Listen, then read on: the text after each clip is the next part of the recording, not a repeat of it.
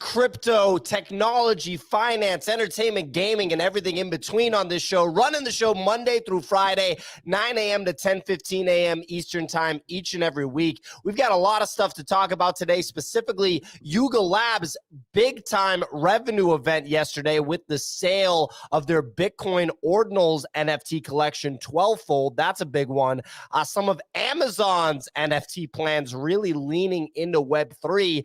And, of course, another edition of a crowd favorite, a fan favorite already, a new segment on the show, Buy, Sell, or Send It to Zero with our very own Easy Eats Bodega. I'm your host, P.O., here with my co-host, Nifty Nick, the funniest man in the business.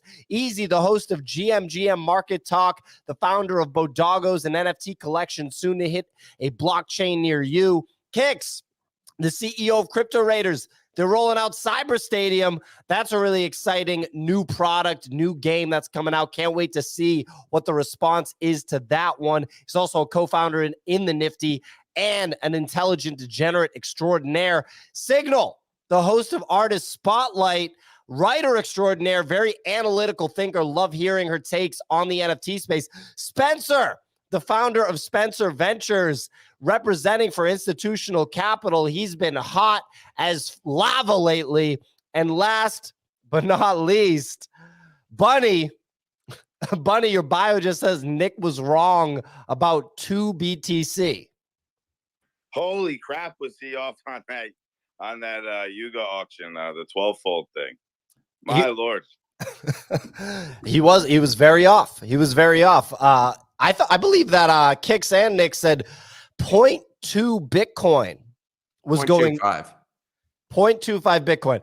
I mean, look, this is not me trying to rub being wrong in anybody else's face. I'm wrong all the time. But I think you could argue that that's like a straight up out to lunch take right there on that 0.25 Bitcoin. I think that falls into the out to lunch category. You can drag it and put it into that category right there. But we're going to have to talk about, all that. Sweats over here, dude. I can't even do the math on 0.25 Bitcoin. That could be worth it. You tell me that's worth $1 million. I believe you right now. Well, there you go.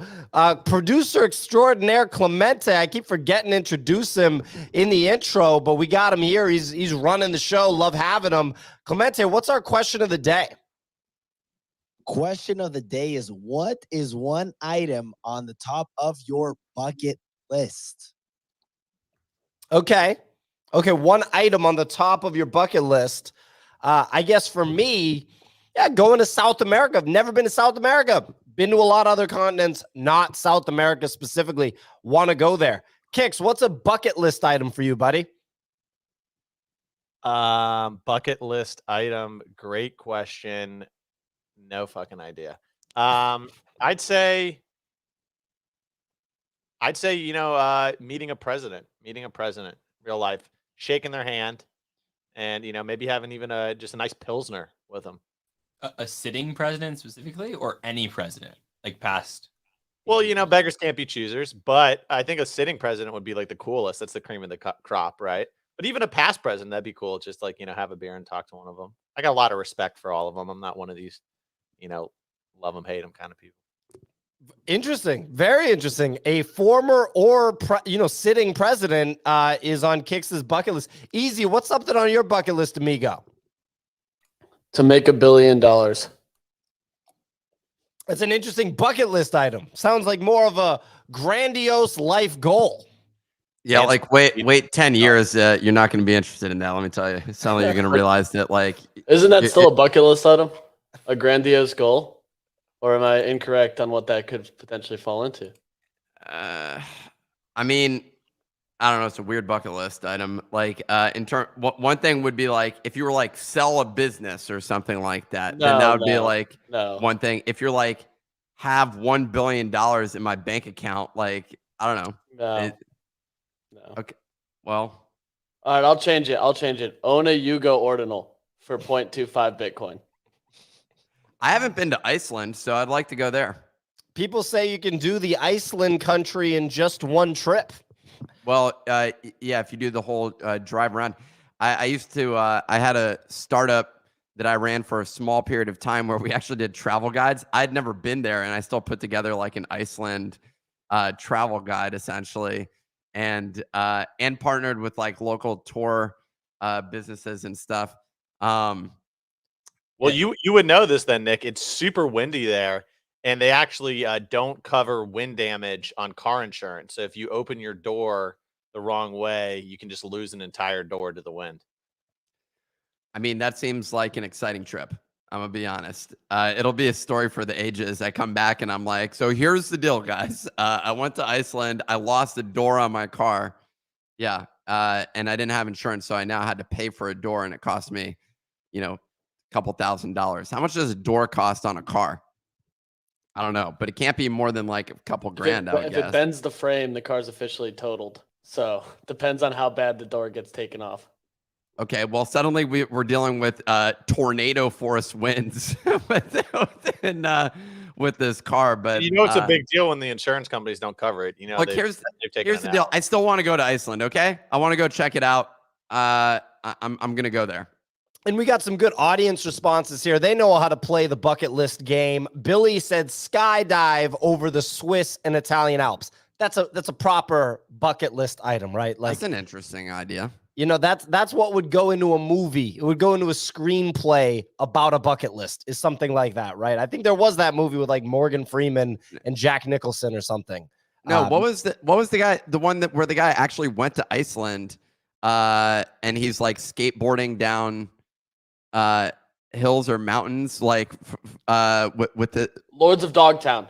No, Signal's nodding her head. She knows what I'm talking about. I know what you're talking about, but I can't remember the name. And he's skateboarding down like roads, which like you'd have a car advert on, and he's touching the ground, and he's doing amazing he's going curves. Like fast. It's unrealistic, like the degree to which he's doing that.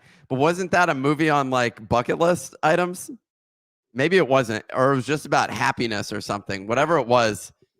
I'm gonna have to look up what that movie is. Someone's gonna. Was it a Ben Stiller movie? Ben Stiller, yeah. Was it Greenberg? Is that what it was called? Greenberg? He had a movie called Greenberg. I don't think that's what it was called. It was. Are you talking about The Secret Life of Walter Mitty? Yes. Yes, The Secret Life of Walter what? Fucking love that movie. Walter Mitty. So weird, but it's a good movie. Is that about, does he have bucket list items in there? Am I smoking crack? I don't know if he calls them bucket list items, but he does a variety of different tasks throughout the film. Yeah, a bunch of people are saying in the comments, Secret Life of Walter Mitty. Well, regardless, okay, what are the other bucket list items that people shared? We're going to move on. Sorry, that was quite a tangent. Jeez. There's a lot of, excuse me, I'm coughing a little bit. There's a lot of travel bucket list items, which, that's great if it was I think it's reasonable. That's like within reach, right? And although if you're like a parent, right? I'm assuming that like some of those bucket list items seem a little bit further out of reach at the moment, right? You're saying here, I got you. So Jay Lettuce Wrist, I want to say Jay's won a giveaway here before because I recognize that name. Either that or he just writes really great comments. He said, go Bigfoot hunting. I know you're out there, motherfucker, and I'm coming. Also visit the ice fields of Patagonia. Shout out to Clemente. He knows something about Patagonia. Spyro Bakes Cakes said, own a home on the coast of Italy. Everybody wants that. Deep said, stand in a coffee queue with Nick. Little nod to Nick being difficult to order coffee with, or at least not difficult, but receives a difficult response from baristas on a regular basis. Last one from Katz, KATZ. She said, buy my mother her dream home with the green kitchen cabinets. Green. Clemente, we should do the next one of being like, if you could have a house anywhere, where would it be? And that's like, I think we should move on to that one next time because that one falls within bucket list territory. We could now take a bucket list and then break them into subcomponents, and we'll have months of content available because people just continue to enjoy this segment better than any other part of it. Am I right? Yeah, and then last one, Real Blinky Nagiri said, get a chest tattoo. That doesn't have to be a bucket list item. You can just go to New Jersey and get that done. Anyway, ladies and gentlemen, shout out to the sponsor of today's show, SoRare. SoRare is one of the biggest games in crypto with millions of registered users. You've heard me talk about them before. It's a free-to-play game, meaning you sign up and you actually receive a batch of free NFTs. that you can use to play in the game. You can also go and buy more NFTs, or through playing the game, you can win more free NFTs. So in theory, you could just play the game for free forever. And what it is it's fantasy sports on the blockchain. And the sports that you can play right now are soccer, football, baseball, and basketball. And so they have partnerships with the MLB, the NBA, and get this, English Premier League, they just signed a 4-year deal with. So that's the biggest soccer league in the world. Pretty crazy stuff that they've locked in these deals with these major organizations. And in February, they had $22 million in sales volume. So this is a legit platform. There was a $69,000 LeBron James card sale in February. If you remember, in January, there was a $189,000 Giannis Antetokounmpo, the Greek Freak card sale. Pretty crazy stuff. And get this, it's built on Starkware, which is layer 2 Ethereum. So it's on Ethereum. You can bridge your cards from layer 2 Ethereum to layer 1. What more do you want? Basically, it almost feels like they looked at everybody that messed up in sports NFTs and collectibles NFTs and just NFTs in general, quite frankly, and said, let's try to do all the things opposite of what they did and put all that together. And here we are. So if you enjoy SoRare, definitely sign up. I think we actually got more spots in our league. I think they've increased the number for our league specifically, so you can compete against me and compete against other people that play in the Nifty league. Yeah, the URL is updated now. So if you go to the nifty.com/SoRare, I think you can anybody can join the league. I think we have 10,000 or some high limit for participating. Let's go. Give something away also for people who win there. But I don't know, are those leagues, is there a limited time? Well, I'm assuming there's a limited time, which is the season. But is it are the scores reset on a periodic basis? Yeah, it's because it's weekly tournaments. But I do have to see about maybe having a winner, because if somebody won the most tournaments in a season, so we can dig into that. But the bottom line is you can compete against other people in our league right now. Sign up at the nifty.com/SoRare. So that's THENIFTY.com/SoRare. SoRare. You'll hear me talk about them a couple more times during the show. Moving on to the weather report. Signal, please. Welcome back, by the way. Can't wait to hear this. Take it away. Good to be back, folks. Tuesday, the 7th of March. Lots going on in the markets. We've got that total market volume coming in at 75 million, while Blur still stealing at 44 million. OpenSea down around 20. Blur still holding predominant market share, but that has come down to 58%. Onto leaders. Apes at 72, Mutants at 15, Punks at 67. The number has moved. You got Azuki at 14.6, Moonbuzz 6.1, Doodles 5.2, Pudgy's 5.6, and it is CloneX out and Meme Land Captains in. Captains holding 5.5 floor. Over the past 24 hours, obviously, we've been talking about Twelvefold. If you were sleeping yesterday and weren't on Twitter, then you won't know that the top bid was 7 BTC, or about 160,000, and the lowest bid came in at 2 BTC, so around 50,000 for that auction. Onto yesterday's PFP mints, you got Animoca's mint Mochaverse. It minted with issues, but still managed to hit 2 ETH, which is incredible considering what has happened to Momoguru. Momoguru's floor post-reveal has completely tanked and plummeted after revealing its upcoming game teaser. That floor is down more than 40% to 0.28 ETH this morning. Onto the fine art end of the market, and Claire Silver announced that her new collection will exhibit at the Louvre in Paris this month. The artist also signed with WME Agency. Prior to the news, we saw the Genesis collection hit all-time highs at 25 ETH. And yesterday on news, it was pretty much all her collections ran, and even the open editions managed to hit 1 ETH.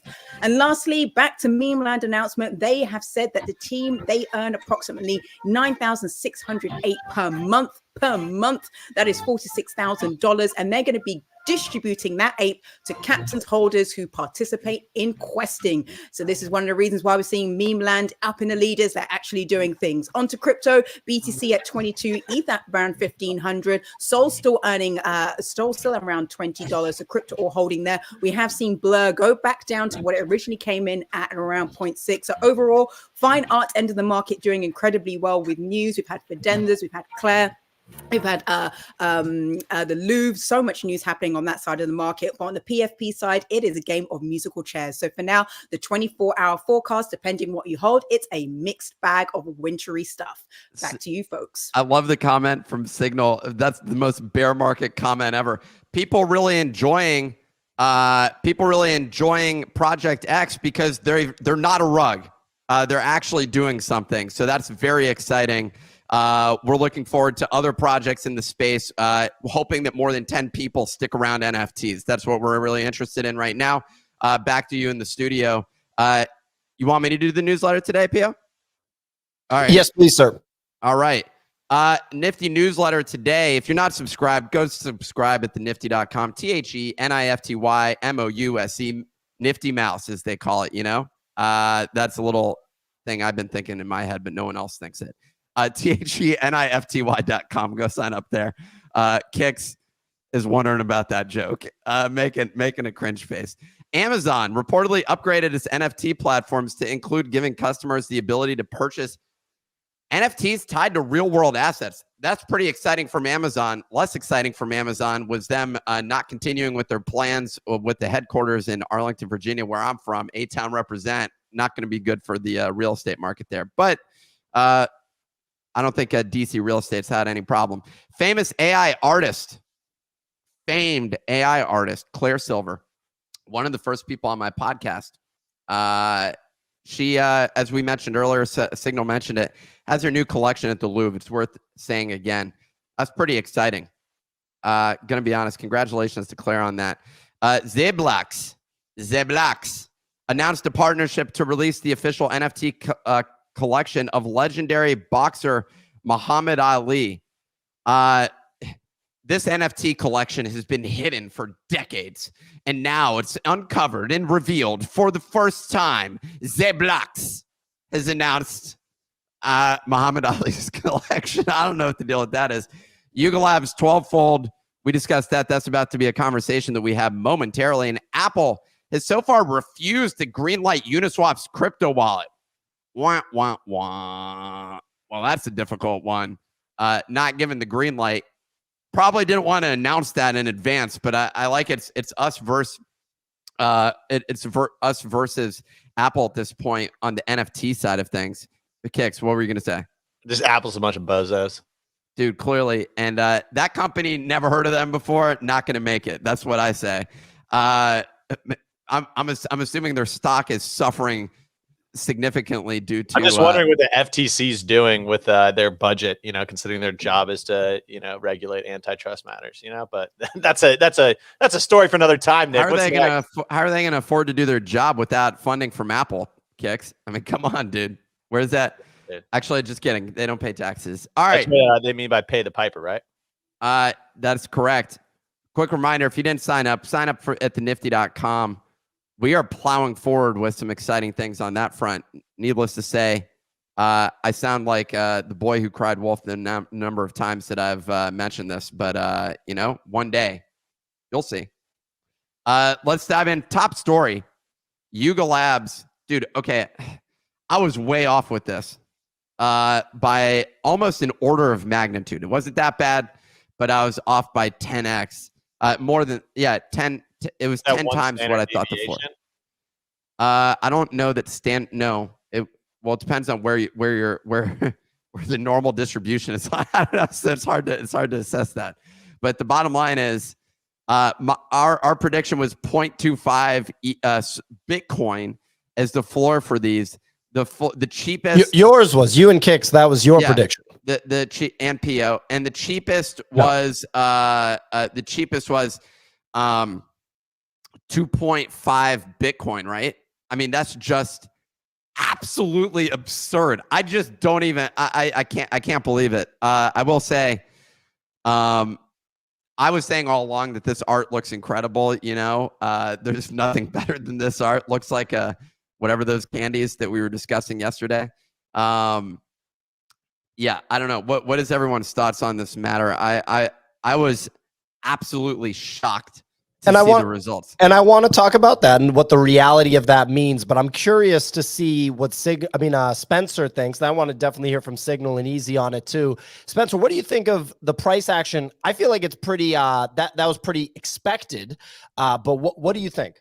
Yeah, I mean, I don't know what all Nick was smoking, but the thing here is like it's a very small supply collection. It's an art collection by Yuga. It's on ordinals. If you see what other ordinals are going for, like it feels pretty clear to me that this should trade above what the off-brand CryptoPunks traded for, right? Like that doesn't seem like a huge leap to make. You know, you saw the off-brand CryptoPunks on Bitcoin trading in like the 2 Bitcoin range early on. This is the first like real collection to hit besides the DGods block, and the DGods block was an auction. So I don't know. I think Figgy's art's pretty good. He's, you know, the artist is Figgy. He's the founder of 10KTF. He was Beeple's college roommate. For those of you who don't know, it seems like a winner all around. I don't know why people are surprised that it's worth as much as it is, but it's so low supply. Like you can't comp it to what you think you should be comping it to in the traditional like NFT space, because you're used to 10K collections, you're used to 1K collections. 300 units is just, it's a small supply. Well, there's the math. Reduced supply, price go up. We're going to drop a collection of 10, you know? So I'm pretty excited about that. Signal, what about your thoughts on, you know, what went down? Like, I mean, price-wise, okay, that's what the market has said is going to be. So minimum floor to like basically $50,000. I think what for me personally, but this is just a very personal opinion. For me, what's missing here is the story of the individual behind it. Yuga are not pushing Figgy behind this. This is the in-house team. We know it's Figgy, but they're not pushing the Figgy narrative.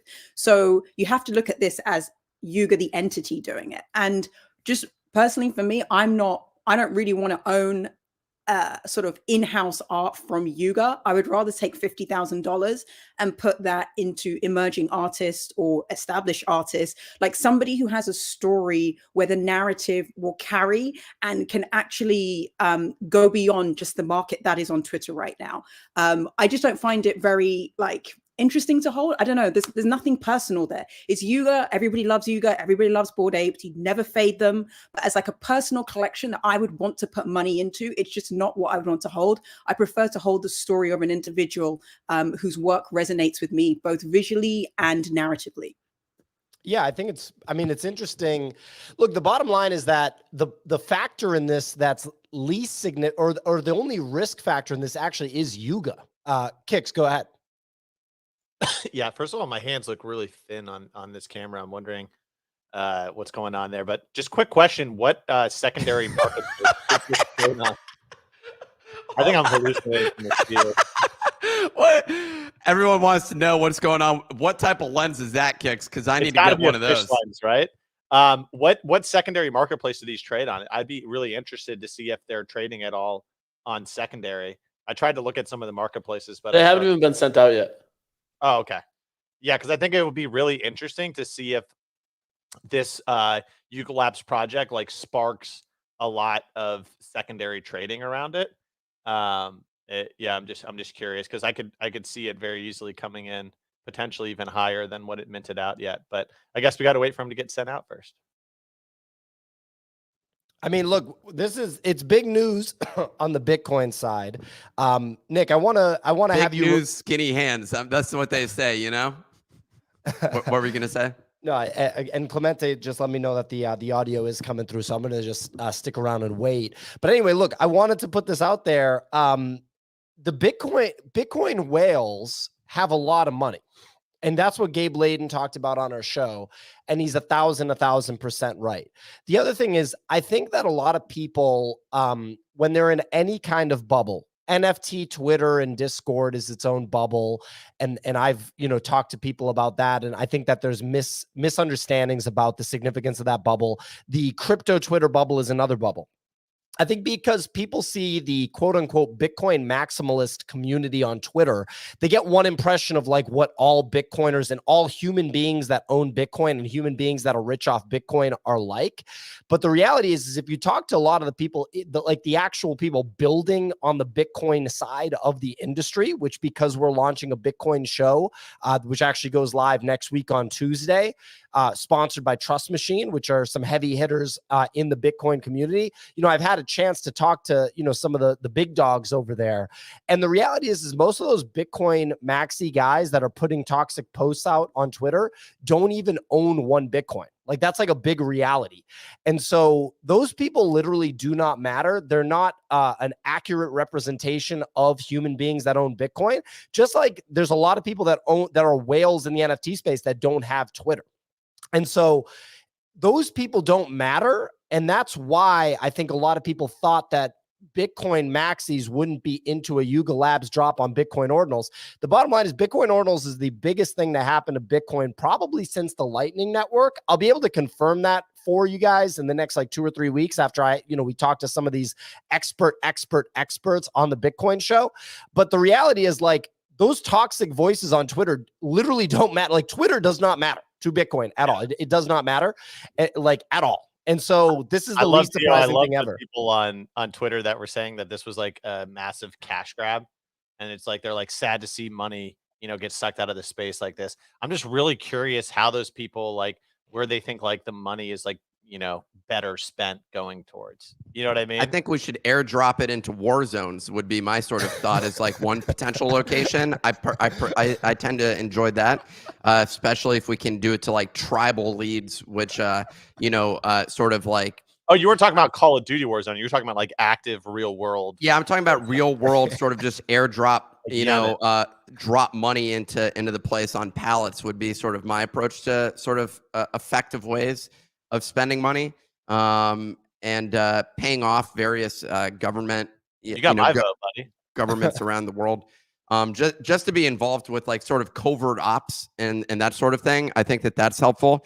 I think we should be buying weapons and funneling it into places so that we can set up more sort of global sort of instability. That's the thing that I'm a big fan of. And I also think printing money is another way to actually do this, is so that we can just print it and airdrop it to people within the country so that we have more inflationary pressure. So I don't know. There's a couple of great ways that I think about utilizing money. We could all go to strip clubs. That would be another thing that I think about, would be a great way to do it. We could give a bonus. Should I keep going, Pia? Well, I'm loving it, but we can move on in just a second. I wanted to make sure that we talked about, so drugs. Look, Yuga Labs did make $16 million in revenue off this drop, which is pretty wild. And if you think about it, on January 1st of this year, a $16 million NFT drop it couldn't have been on their 2023 plan. So just from a business perspective, like Nick, that's pretty sick, right? That's pretty good to just be like, oh shit, a new notable NFT protocol came out. Let's rock, like pretty good. Let's just quickly make $16 million. I mean, I don't know how many employees they have. They have 200 employees at an average of $100,000 salary a year. That's $20 million. So they almost covered that. Yeah, they can afford 160 employees basically.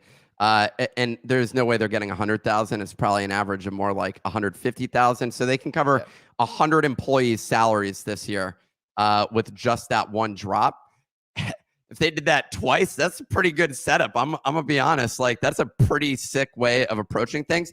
And here's been one of the issues. Actually, this is so magnificent for them because a couple of factors come into play here. A, they don't need to do the other deed drop with 100,000 other deeds potentially, because this offsets that potential revenue. They don't need that revenue. They're good. They don't, and that was locked up revenue. This is literal money that they can just immediately spend.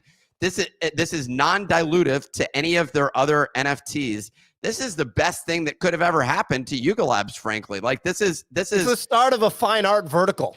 Yeah, exactly. I mean, or CryptoPunks was already that. It's an expansion of a fine art vertical. This is as good as it gets. The only thing that's frustrating about this is that there was no like advantage for CryptoPunks holders. There was no advantage for Bored Ape holders.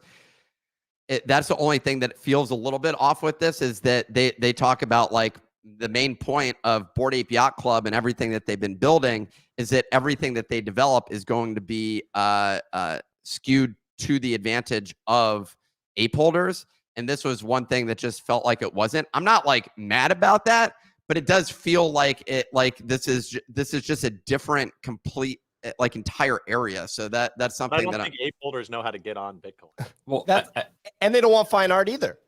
yeah, I think that's what Pierre just said is actually the real thing here, which is that like this is the first sort of new brand that popped up under the Yuga umbrella that they've like not acquired in. I think that's a really interesting thing. Like, I wonder if we're going to see Yuga continue to spin off new things that are not in the Bored Ape ecosystem. You know, arguably maybe Meebits and Punk are not, but I think they've kind of still been, in the sense that like they're, you know, part of other side. I think Meebits is the most distinct, but I'm pretty excited to see what this means. Do they go wide instead of just going deep? You know, obviously this is on Bitcoin, so it's a little different, but I don't know if we'll see different brands that are Yuga subsidiaries besides other side on Ethereum mainnet. That would be a very interesting shift in strategy from them from a corporate perspective. And I understand why, real quick, Sig, I understand why you're thinking like that, Spencer. And I think Nick would think identically in that regard. It's like, well, are they going to go wider instead of deep? But the one thing I would say to sober that up is, in this instance, going wide was making 300 JPEGs and selling them for 17 million bucks on Bitcoin ordinals after other people had done it on Bitcoin ordinals. With this team of 1 or 2 or 3, like whatever the number is, this is like the most efficient. This is maybe the most profitable business division ever in the history of business. Yeah, it's like you just like literally created 17 million bucks doing something that you already know how to do really well, like real quick. Like this was a quick thing. Anyway, Sig, go ahead, and then we're gonna move on after this. Yeah, no, there's two things that I find really interesting here. One, we've just seen how Yuga can stretch the brand without breaking the brand. Like you're saying, this is incredible what they've done. No one else could pull it off in this space. But two, Nick, to your point, I'm really glad that Yuga didn't say ape holders can get this, because most people, including yourself, were like, should be like, I'm entitled to get this. I'm a Bored Ape Yacht holder. I'm entitled to my 50,000 vote. I am entitled. And but here it's like you had to get off your ass, go get the wallet. If you didn't have the wallet, find out how to get it. Make sure you have Bitcoin. There were a lot of steps which people just could not be bothered to do. Transfer $40,000 into your wallet was one of those steps as well. Exactly. So the people who wanted this actually wanted it. And I think it's good, because it means that most people who are ape holders were not interested in it. They're interested in other stuff. So you completely divide your customer base. They completely split off who's only interested in apes and the free stuff that comes there, and actually who is interested in fine art. And those two customer segments are completely different, as we're seeing. So I think those are two really key takeaways. They've managed to stretch the brand without breaking it, and it shows within the Bored Ape Yacht Club who actually can be bothered about fine art and is interested in it. Absolutely. And before we move on, I just want to give everybody a little bit of a perspective here. Like when I first got into NFT, like Twitter and the NFT culture, I was really surprised by the lack of acknowledgement of the significance of Bitcoin. And this isn't me saying anything. No, just real quick. And this isn't me saying anything negative about Ethereum. Like we're building an entire business and ecosystem on Ethereum. So I'm definitely a believer in Ethereum. But when ordinals first came out, which, reminder, guys, this is not up for interpretation. Ordinals is one of the biggest things to happen in the history of Bitcoin. Actually, legit, right? The biggest thing to happen in the history of the first and most robust cryptocurrency ever created. It's a pretty big deal. And I saw people in our Discord and stuff. Nick, don't make me the only person on the screen right now. I saw people in our Discord and stuff saying this is just a new meta. Give it 2 weeks. It's just a new meta. I was like, that's the most out to lunch thing that I've ever heard. That's ridiculous. This is not some random shitcoin chain that just got started. This is your Bitcoin show's next week, dude. Save it for the Bitcoin show, man. I mean, geez Louise. You saying that is making other people not understand the significance, and that's the problem that I'm talking about here. So people just need to understand this isn't a random ass flash in the pan trend. This is like the blockchain having a layer 1 protocol for inscriptions, which can basically be used for NFTs. It's a fucking big deal, ladies and gentlemen. I want to This is apologize. Like literally, this is like drawing on dollar bills and then like saying that the dollar bill is worth a lot of money. I just, it's crap. If you don't out to lunch, literally, hey, ladies and gentlemen, this guy is at lunch. I'd love to be out to lunch with Kicks. This sounds like a great lunch. We can go Right? hang out, fun You- Bitcoin.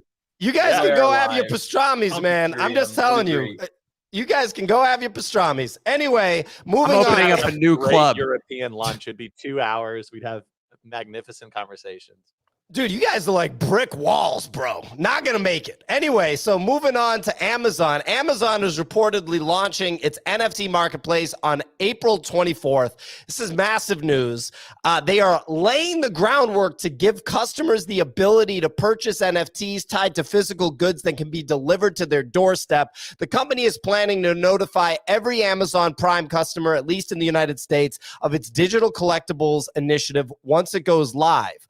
So look, if I'm thinking about this real quick, and then I want to throw to everybody else, and Clemente's got a question on this topic, but if I'm thinking about this, when I look at like the big tech companies, Google failed with its social media thing.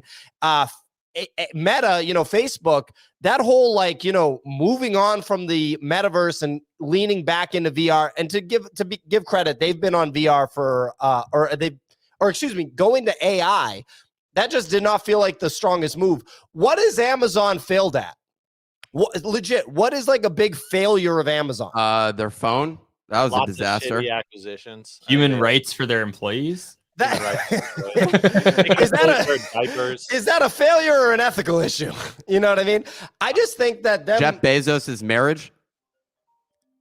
Sorry, I was getting a call, so that might have fucked up. Nick had a good joke. He said Jeff Bezos' marriage. There have been individual failures of people in Amazon, but I feel like when Amazon says, no, we're going all in on something, it typically works out. I don't know. What do you guys think? Anybody that wants to chime in, what do you guys think about Amazon and NFTs? I don't think that like anything that they enter works out. I think that they have monopolistic ambition, and so they like force companies into lost positions, and they're Walmart did similar things, except Amazon has driven it by free market, or quote free market, I'll put in quotes, sort of initiatives.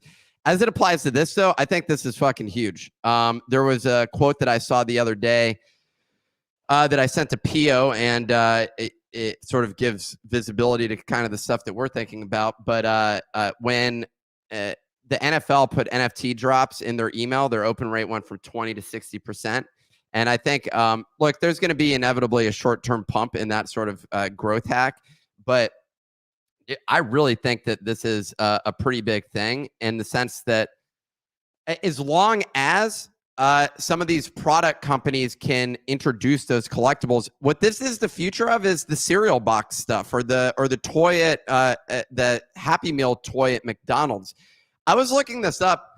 Basically, all that stuff is dead. Like, I remember it, but this doesn't exist anymore. There's no more toys in cereal boxes. Like, that's just not a thing. It's not sanitary. Well, it's not just not that it's not sanitary. I think the bigger issue was the fact that supposedly it was a choking hazard. And then also, you just got to ruin everything fun. Like, your kid's an idiot if they just, choke on like a literal like. I went to the hospital for putting it in my butt, Kicks, when I was a kid, and it was quite a situation. I learned not everything should go in your butt, so that was what I learned after that. But how dare you, dude? Kids, especially something without a flared base.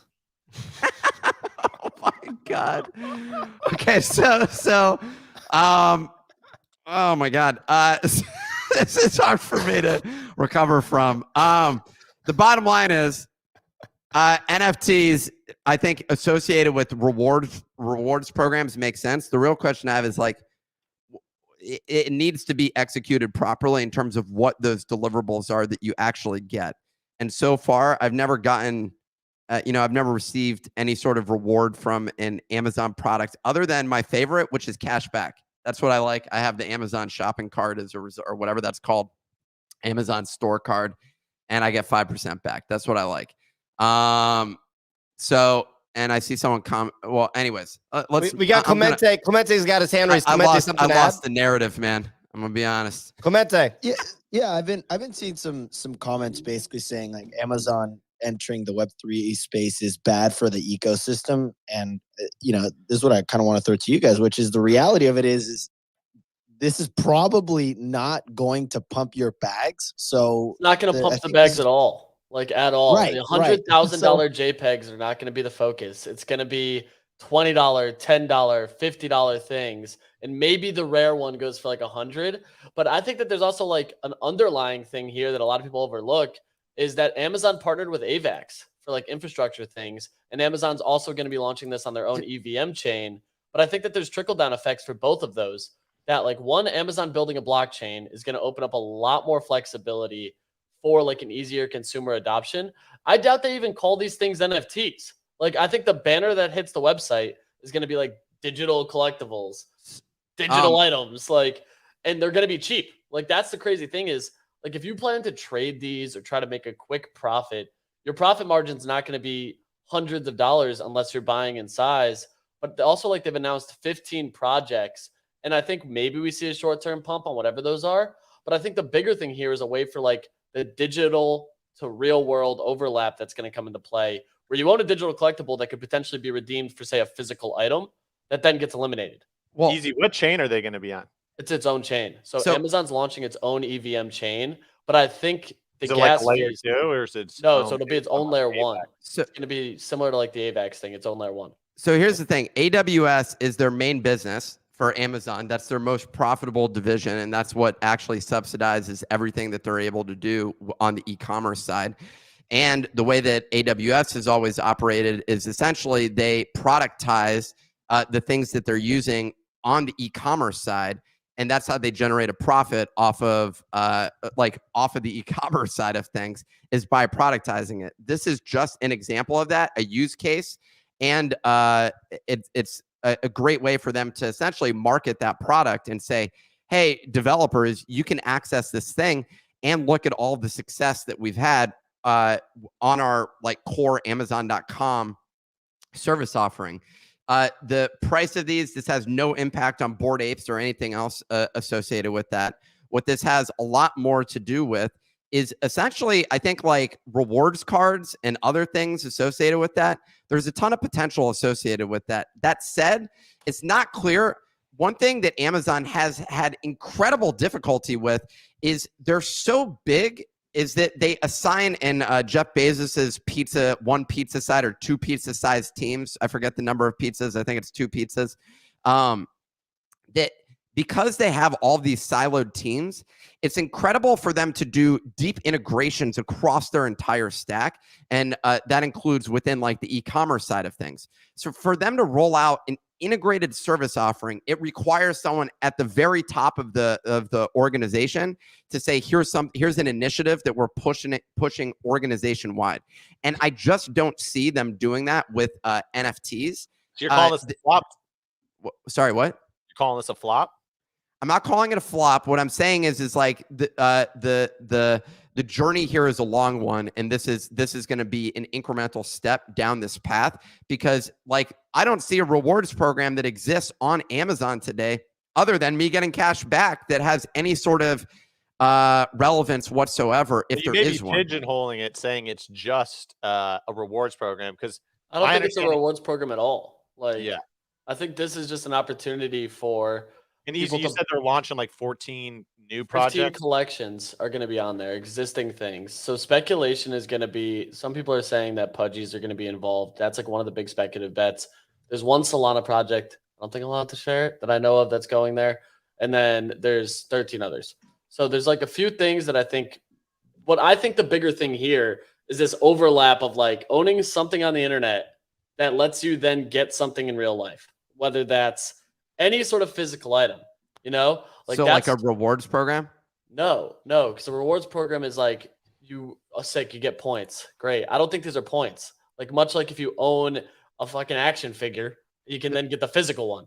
But is that a rewards program? there's a million ways to structure rewards, incentives, and other things like that. So that's how I would categorize it. Yes, it may not be a points program, but there may be something But it where might be cash back, right? Or it could be VIPs basically that get access to certain things as a result of having that. That is a form of rewards and loyalty program essentially. And so I just think that there's something in there. To your point, though, like a Pudgy Penguins or something, if this is an opportunity to provide distribution of IP for people to deliver those, like the plushies and other things is associated with that, for them to be able to connect your wallet and then surface interesting product offerings to you as a result of the NFTs that you hold, well, that's kind of interesting. The difference, though, in this case is it sounds like it's on Amazon's own layer one. The reality is for all of us here, it's pure speculation in terms of what it is. But the fact that you know that anyone's going to, did they tell you why they're going over to that blockchain? It's exposure. It's like they're getting strong support from Amazon to basically say that Amazon's going to be broadcasting this aggressively across to their user base. The other thing, though, is like if you've read a lot of the stuff that's been going on with like Amazon's public comments about it, they cite Starbucks a lot, saying that Starbucks has done a good job in this vertical. And for me, what that means is that they're going to incentivize buying items on the place, accessing things, participating to reward them with something, whether that's a stamp, an icon, a badge, whatever that is. But you look at Starbucks, who's done it. Starbucks launched their holiday cheer stamps in December 16th, and they were selling for $2,000. So like that in itself was kind of what I think triggered Amazon to be like, oh, there might be a way, to Nick's point, a reward system where we can put badges for high volume spenders on an account, and that badge can be resold. I should get a badge. I literally spend $4,000 to $5,000 a year at Starbucks. I'm like kind of disappointed they didn't let me in. Dude, I'm still not in Odyssey. I'm pissed. They have a drop in like 3 days. That's a 500 supply. This thing's gonna cook.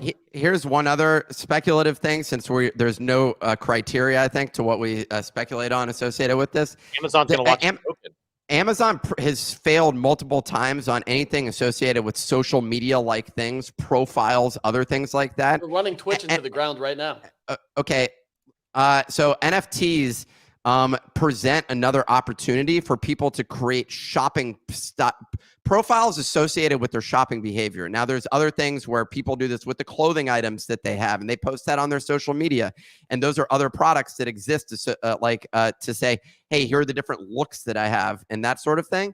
I think that this presents another opportunity where people have a way of sort of tying identity associated with the products that they own, which people do currently, but to share that on Amazon. Ultimately, at the end of the day, Amazon just needs more people to be like, you need to spend more time on site. If you spend more time on site, then you're going to buy more products. If you have deeper identity associated with it, I think of Goodreads, which they did, which is their, they ended up acquiring, and it's an indicator of you being passionate about the books you read, and that being reflective of your identity, and thereby also probably spending more money on books and Kindle in particular, and then also Kindle having more information about which products to surface to you. I think that like if you have something that you're willing to show associated with your identity, it probably has some correlation to what you're willing to buy. And so I think there's a lot of interesting data. I think that there's a lot of interesting things associated with retail.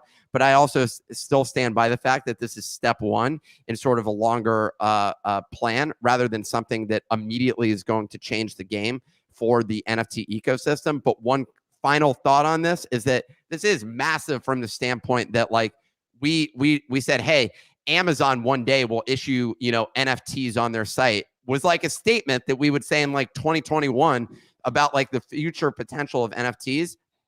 This is happening. So we're seeing it from the largest, e-commerce, frankly, retail behemoth, the largest business in the world associated with retail. And I think that, outside of Apple, I guess.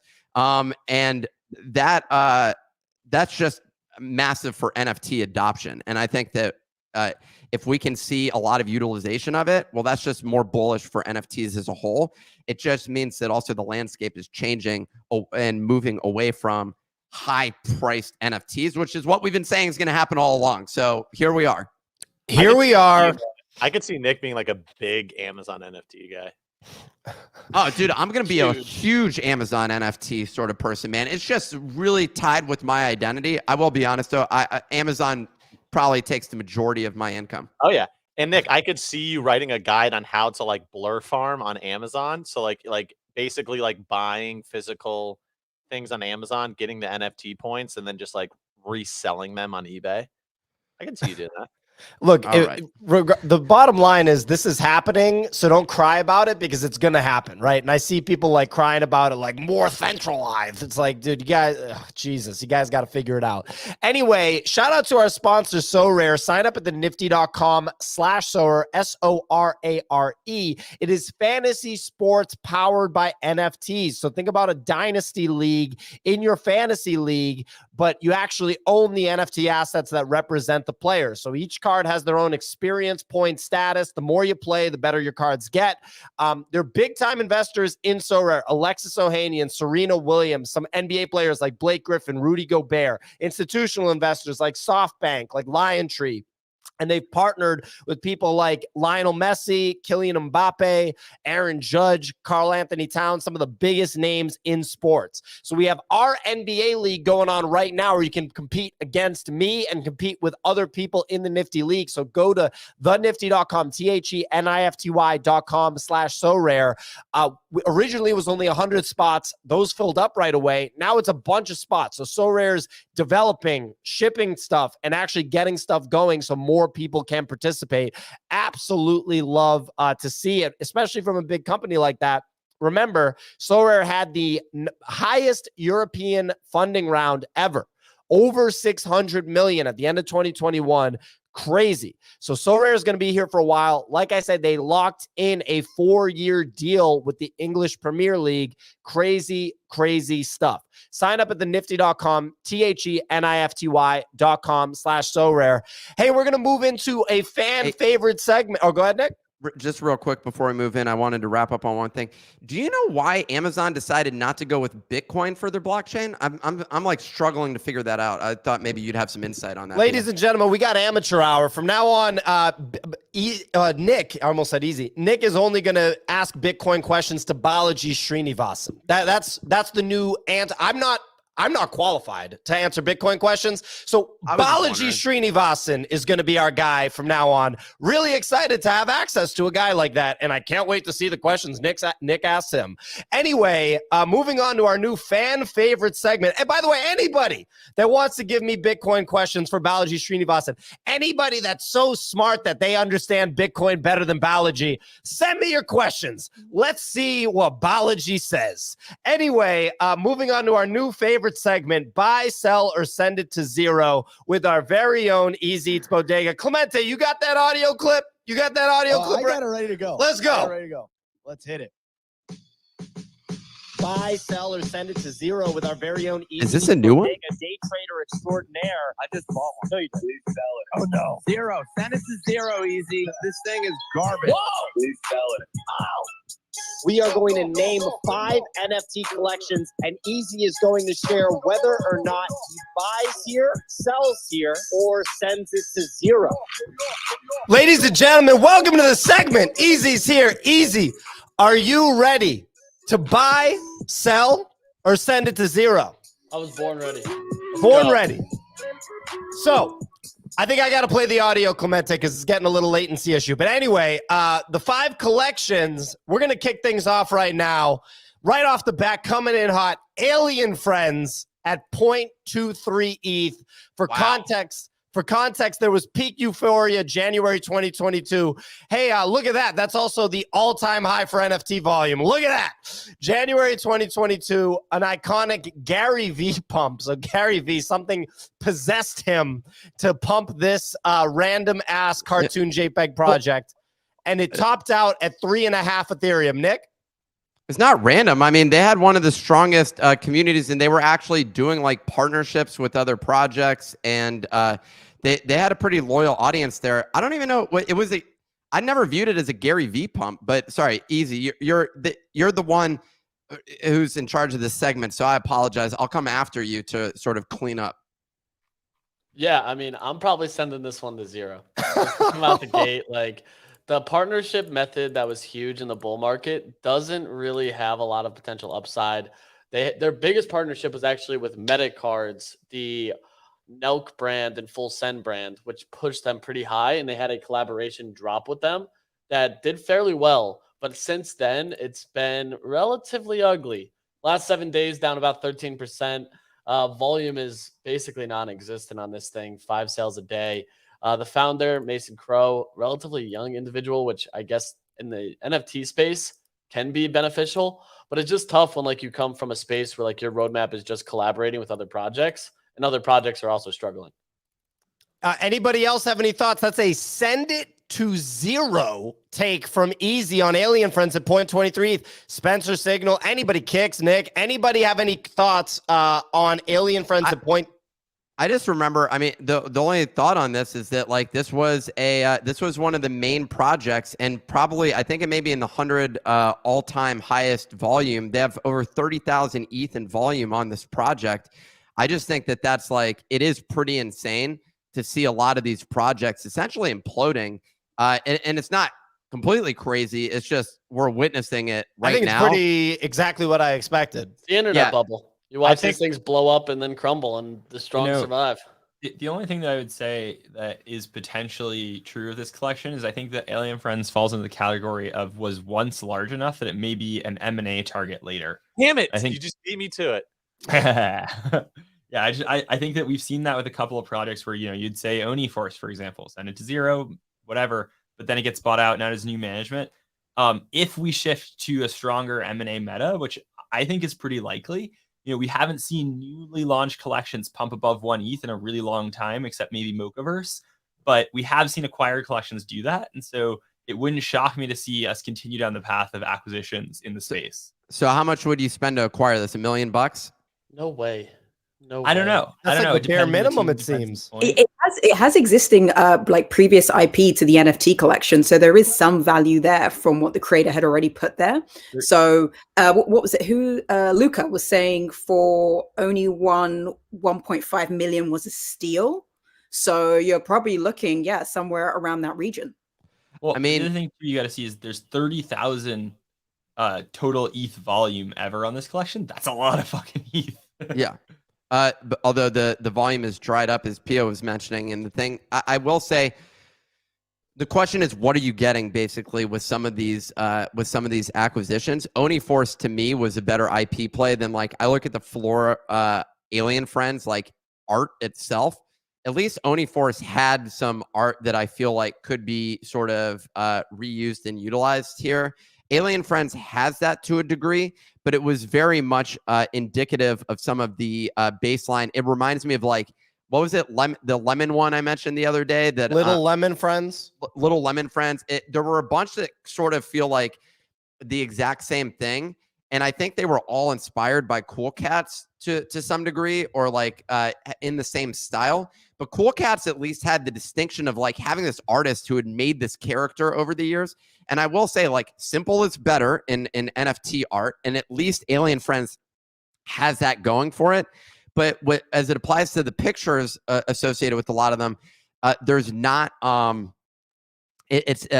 like there's worms coming out of the eyes and some other weird ones that stand by, like bandages wrapped around the head, and I'm just like, okay, I don't know that I want to rock that. And the internal value that existed there really was those project partnerships, and people were really pumping this project associated with that. And in the bull market, you got early access to a lot of drops with this project, but now it's sort of like, well, what are they doing now? And I don't know, like when it comes to $1.5 million, my thought is like, can I go develop other IP associated with it? The answer is yes.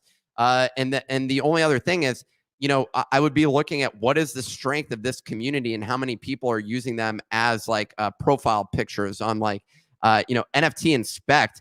It is interesting that I don't know what offers they got, but clearly it wasn't enough for them to completely quit.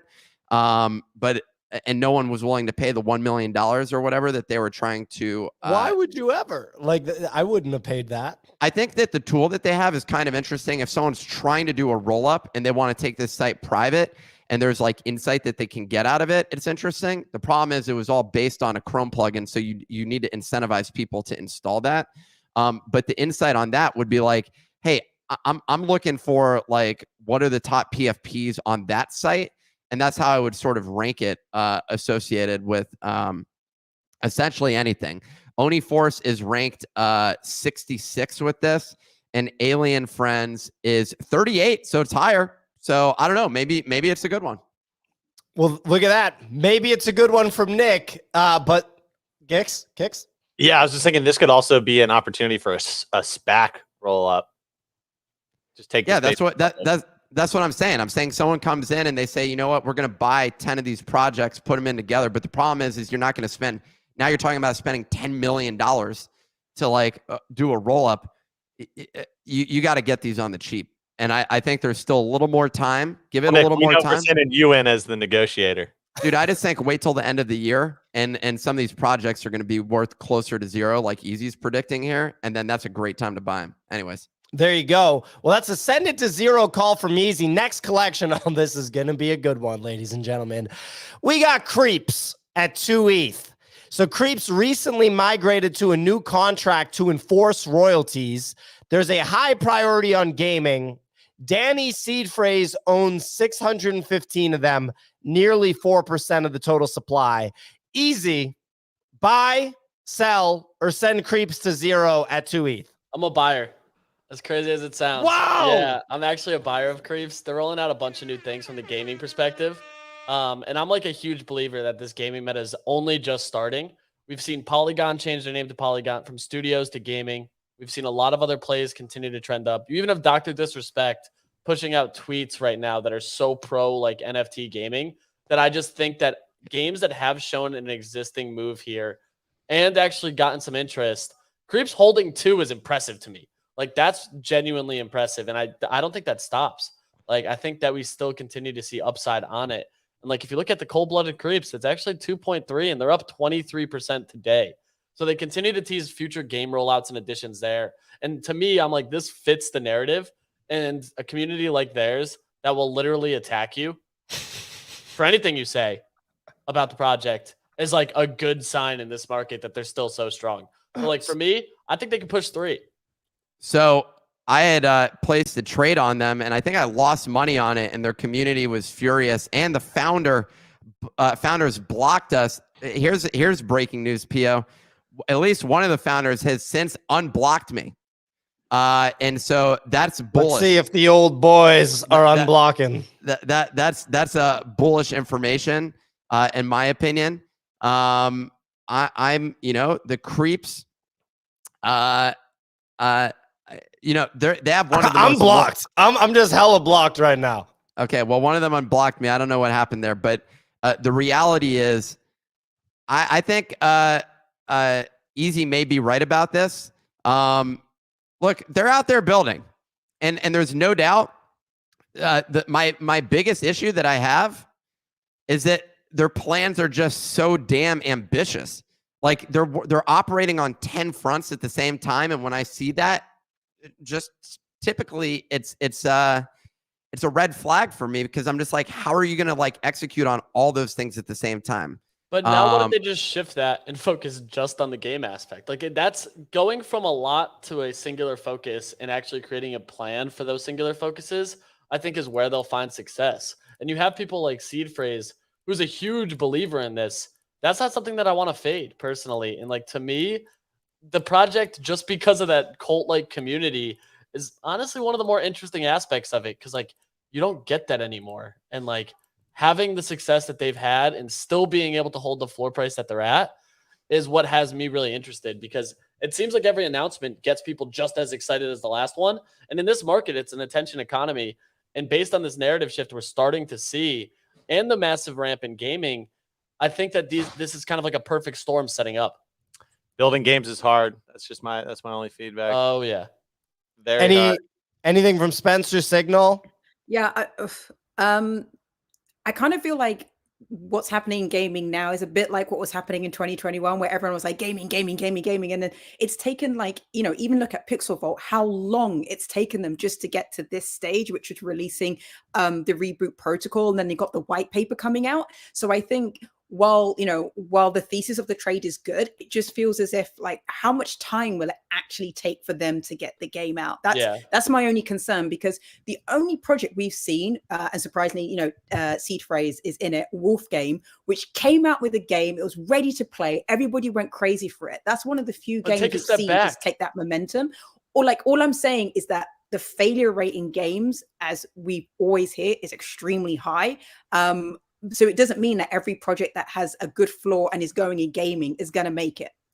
But I don't think it's going in gaming. I think they've been an existing game. And you have to remember, they were like one of the, like they front ran the NFT Worlds move in Minecraft to create their token play, which like shows they have some form of competent devs to create like a loop cycle. Their game was like more interactive than a Wolf game. Like that's a bigger play for me. And now if you look at something like what's going on in Polygon, there's 20 plus, 30 plus playable games right now. And I think once you start actually diving into this space, you realize that like this narrative from last year where everyone was like gaming is slowly but surely coming to fruition now, where you can actually play stuff and put your hands on these assets and like interact in a full ecosystem. To Kix's point, it's not an easy task by any means, but just because of the fact that they had something that was working before the Minecraft kind of like thwarted NFTs has me interested to see what they could potentially roll out next. And I think from a speculative play, because they're coming from that ecosystem on ETH and now are pivoting to focus more on like gasless transactions and playing to that economy and that user base, I'm personally like interested at this price point for sure. Well, that's a buy call for Creepz at 2 Ethereum by Easy Eats Bodega. Surprised me with that one, but that's his call. Love hearing the discussion surrounding the Creepz collection. Next collection, World of Women at 1.62 Ethereum. This was technically, I guess, a Gary V pump. I mean, look, it was pretty damn significant. It peaked at 13 ETH in March 2022. They have made a whopping $9.6 million off of secondary royalties. Easy. World of Women at 1.62 Ethereum. Is this a buy? A what? Sell it. I'm selling it. I'm all set. For me, I'm like not that excited about it. I'm like, I look at World of Women and it's like, that seems like a perfect rug and acquisition play in my boat. Like that's one that like, I think a project ends up getting bought. I think this project ends up getting bought out. They have a big war chest, but like, what's the excitement behind it anymore? Like you rarely see them on the timeline. You don't see a lot of people talking about them. They have good IRL events, but I think that only carries you so far. Anybody else? World of Women. We got a sell call from Easy. Nick? So Easy, they're one of the projects rumored to be doing something with Amazon. Do you think that could cause like that'll cause a short-term pump? I think, like we talked about it. That's one I have heard as well. But just to me, it's like I don't know what sustains beyond that. Like you get the pump because they listed on Amazon, but then what? IRL events, cheaper NFTs, I think lead to dilution. Yeah, so fits the narrative. My sell there. This is a tough one. Man, the hype is gone. That's all I know associated with pretty much all these projects. The question is, what's the value in holding these at the current price? I like the sell call also. I wouldn't say send it to zero. I think that definitely not a send to zero. They experienced a short-term pump. If these are one of those where like, if you can buy it, if you can buy a V-Friend, if you can buy a World of Women, if you can get any of these things in the couple $1,000 range, like $1,000, $2,000, it's interesting. I think that it's worth like having a quote diversified project NFT portfolio, because whenever the bull run, if there is another bull run on this form of collectibles, essentially being with the teams that actually have capital and have demonstrated an ability to facilitate, partnerships and things like that is great. What's not clear is how that materializes for holders at this point in time. And really the market's not valuing any of those things currently, simply because a lot of these are just so damn expensive. And so it really comes back down to was like, why am I holding this thing at this price? And that's something that people are going to be asking for pretty much every project. Spencer, Signal, any thoughts on World of Women? Yeah. I'm on a sell as well. Like they, no, to be honest, they do a lot of stuff on the charity front, especially with their partner Code Green. So on the charity side, stuff is definitely being done, but it's as Nick is saying, like, how does that actually translate into floor price? And if this, like, I would never call this a rug in acquisition because it really isn't a rug, but it's more like how I do say they that drive as a potential target, not that they're rugging, that they're in that bucket of plays that would make sense to get acquired. 100%. It's just like they have everything. They have all the ingredients. They have that 2021 legacy. They have an amazing board. They have great executive leadership. So it's more like now it's like, how do they get the hype and attention and the interest back? Damn. So Signal was frozen the whole time. She just got completely rugged from the stream. I'm ordering Signal a Google Mesh right after this show. And you better hurry up because ETH price is dropping. So you're Google Mesh. Yeah, they just said that interest rates are gonna get ramped here. Keep going. Keep going, baby. Anyway, Signal, go ahead, please. I'm sorry, I got cut off. But all I was saying is that they need to magically find a way to get hype and attention back on the project because all the ingredients are there for them to, go back to where they were in 2021.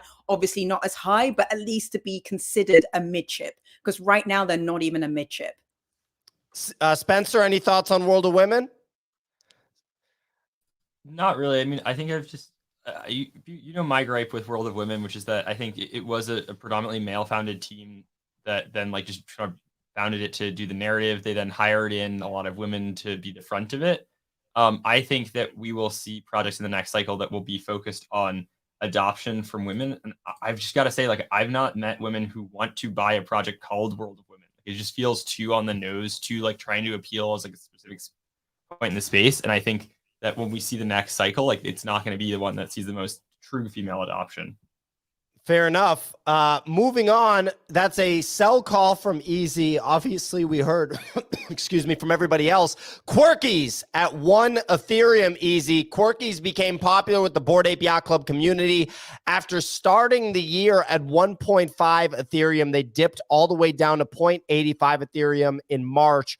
And this is last year, before seeing a small rally back up to 1 ETH. Clemente, is that this year? This year. Okay. This year. So they started at 1.5, dipped down to 0.85, and now they've seen it for some reason, and they're back up to 1 ETH. We got the Wi-Fi boys on the show today. Anyway, Easy, buy, sell, or send Quirkies to 0.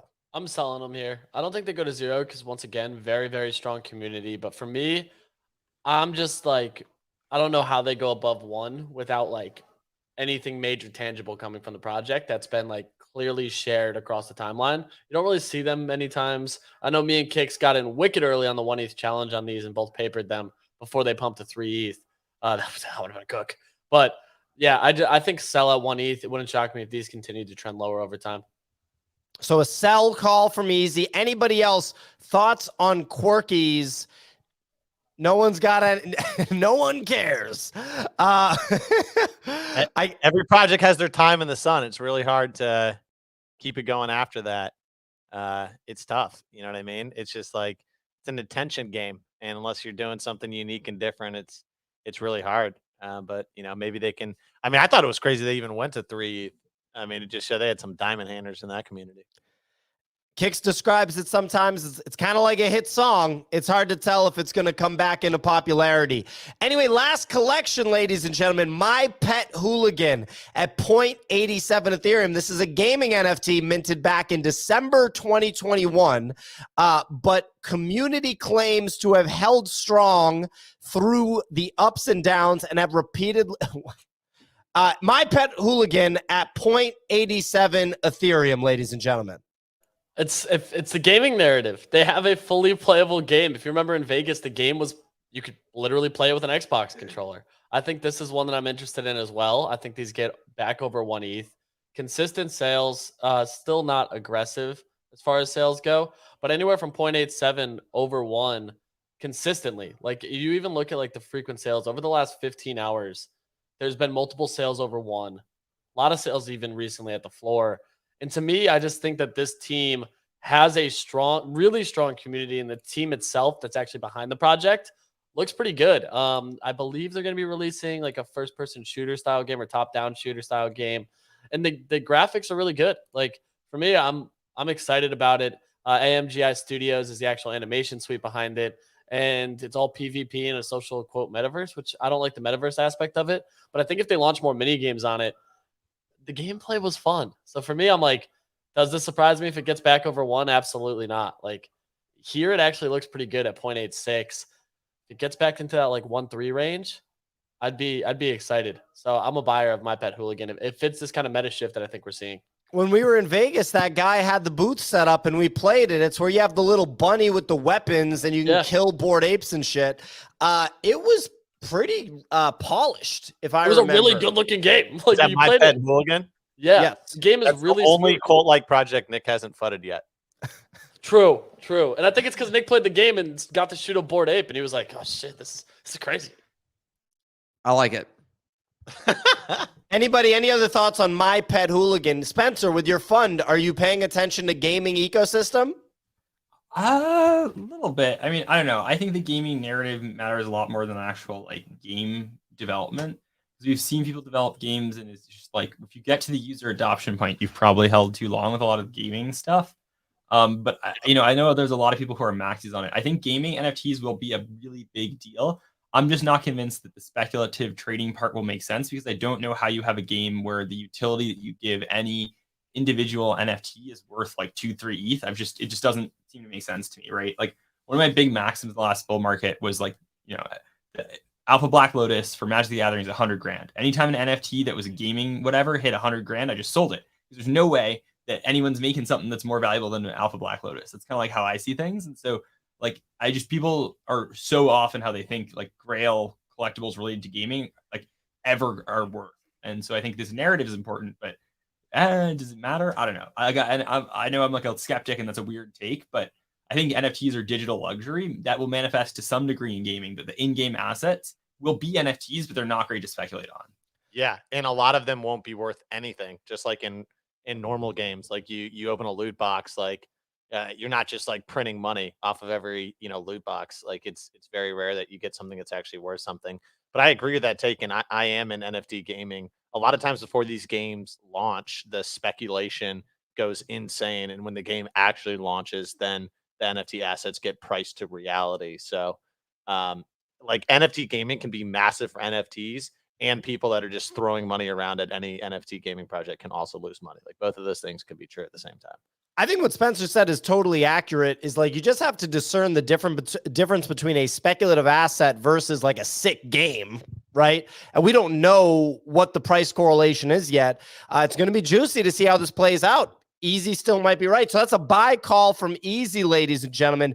To recap, and Clemente, correct me if I'm wrong on any of this. It was on Alien Friends. Was this ascended to 0, Easy? That it was. Send it to 0 on Alien Friends.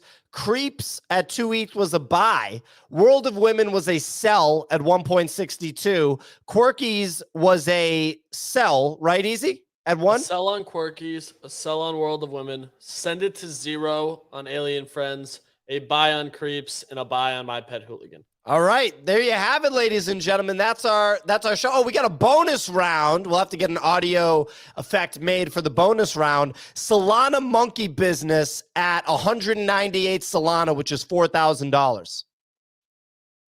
Oh, I'm selling here. There's too much turmoil going on in their space about like what's happening with the new project, the old project, and everything else that's going on. I'm all set. I don't want exposure to it until we get some clarity.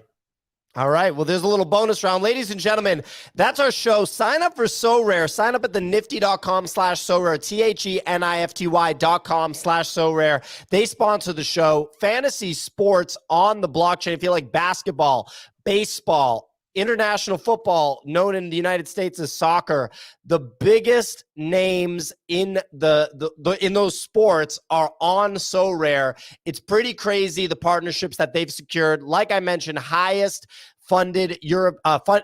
biggest funding round in European history. if you want to play against me in our basketball league, we've got more spots. Sign up at the nifty.com, THENIFTY.com/SoRare. It's a free-to-play game. It's free to play, but with your free-to-play assets, you can win assets that you actually can sell, or you can just use those assets to continue to play to win even more stuff. If you want to be a high roller, you can just come out the gate and buy high value stuff right out the gate and just say, I'm here to really, I'm here to send it. But if you just want to dip your toe in, you can go free assets all the way. It's layer 2 Ethereum on Stark, where you can bridge the stuff to layer 1 Ethereum. Kind of seems like they're doing everything right, if you ask me. Anyway, that's the nifty.com, THENIFTY.com/SoRare, SORARE. That's our show. We will be back tomorrow. We run the show Monday through Friday, 9 a.m. to 10:15 a.m. each Eastern time, each and every week. We will catch you tomorrow. Thanks so much for listening.